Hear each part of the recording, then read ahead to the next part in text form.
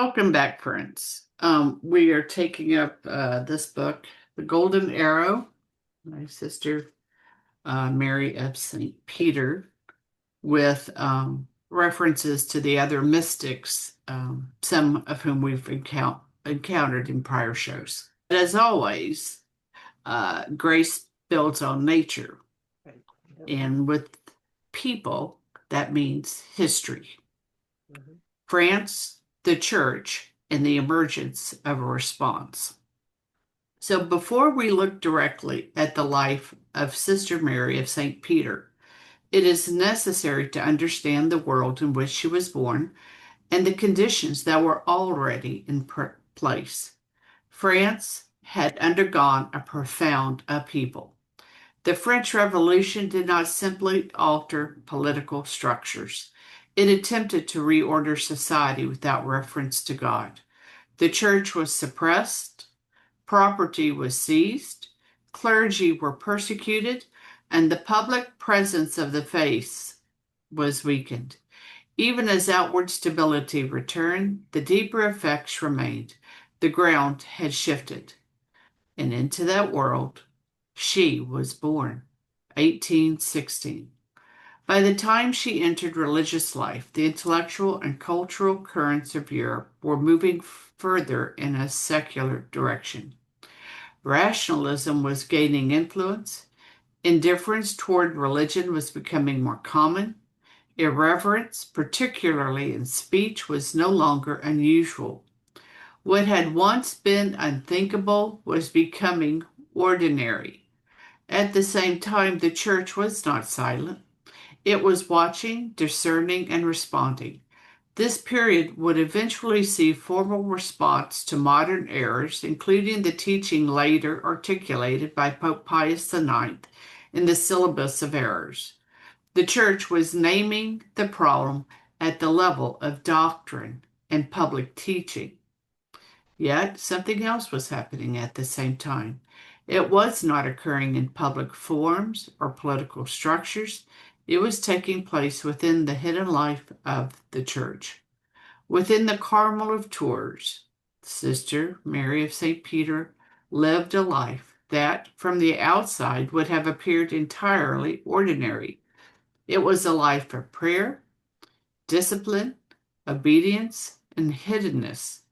And yet, within this hidden life, the problem was not only seen, it was named with clarity. The offenses against God were identified in a precise way, particularly in the form of blasphemy and irreverence. These were not treated as minor matters. They were understood as real offenses directed toward a God who had revealed himself.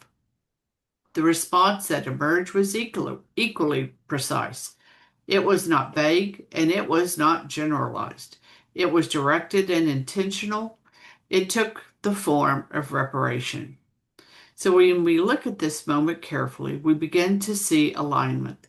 The world is moving in one direction, away from God and toward indifference. The church is responding at the level of teaching and clarification. And within the hidden life of Carmel, a response is being formed that is personal, directed, and reparative. What we saw in the first episode as a pattern across different lives now begins to take historical shape. The response is not random. It arises within a particular moment under particular conditions, and it addresses something that is real. Yeah, I think, again, not to say what I said over again, but it really is this juxtaposition between a spiritualism, right, and a materialism that demands that everything be measurable or knowable or touchable, right, or tasteable, right? That this conflict that we have that is presented to us that I think the Holy Face enters into, right? You can't have a face without having been real, right? And your face is knowable, measurable, and by a particular miracle, right, a grace that was given to Saint Veronica, we do have, and even from the Shroud of Turin, we have a real image, right? Of a face that, as computer technology becomes even more precocious, I guess. I mean, it's probably not the right term, right? But more capable of reading what we can't visually see, right?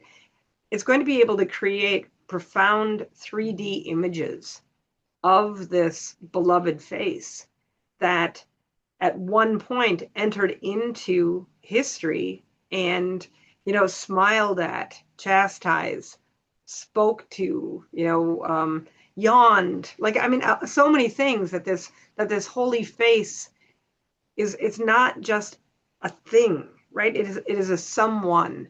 And I think it's a real profound invitation into a more personal relationship with Christ. And I think Saint Therese of Lisieux understood that in her little way, and really, because not only is she Saint Therese of the child Jesus, but she's Saint Therese of the child Jesus of the Holy Face. And like before, you talked about his adorableness, right? And I think that most profoundly comes through in Saint Therese's name, right? We look back at little images of our children when they are young, and we just find that little cherubic face adorable, and it's so easy to fall in love again with the child that maybe we're struggling with, right? And I think that there is some element of that in this holy face of Christ too, right? We don't know that we're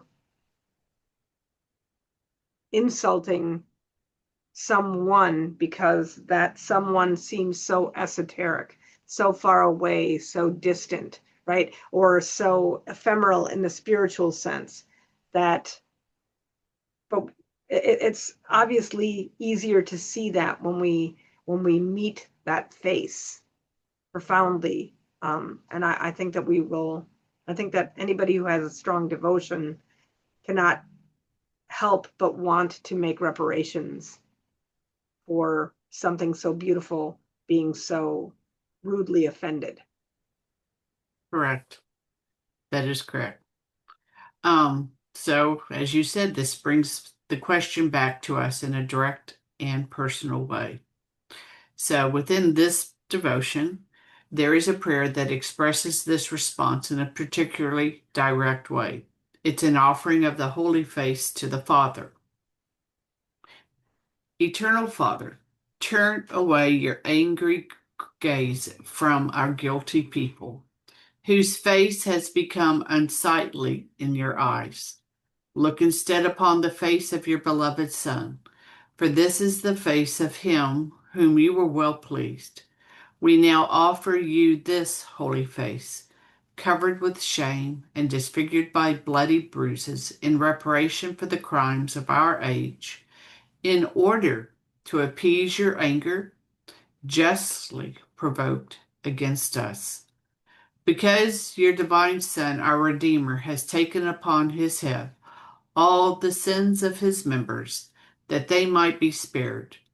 We now beg of you, Eternal Father, to grant us mercy. Amen. I have in my addendum online a timeline of convergence. Um, I actually have two timelines in a table for your historical situation with these mystics, the message, and so that we have a better understanding. Um, Right. Because I mean, God enters into reality. Obviously, he entered into reality in a very profound way, at his incarnation and birth and 33 years of a lived life. But he's not a distant God. And there are many times where he is so gracious in trying to reawaken in us a real sense of his reality.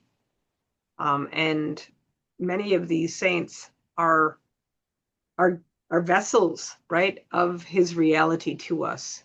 And we're blessed that we have a church that preserves this information for us. And not only preserves it, but also is very careful at scrutinizing it, right? So that we can have a level of security and confidence when we turn to these holy devotions that that somebody has kind of tested the spirits for us a bit. That's a real important element because we are like sheep, right? Easily led astray.